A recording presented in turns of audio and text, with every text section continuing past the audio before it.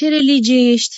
Că văd că acum este foarte, foarte important și te ia lumea după asta, ce religie ai. Hai să zic eu o chestie. Eu nu am nicio religie. Tu ce crezi?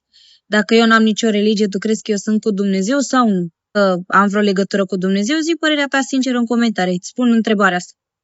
Eu mă gândesc în felul următor. Rând, nu consider că trebuie să am o religie ca să am o conexiune foarte puternică cu Dumnezeu, că Dumnezeu nu este într-o religie. Dacă stăm așa să ne luăm după chestia asta, și în religia ortodoxă sunt niște lucruri un pic dubioase și în alte religii și tot așa.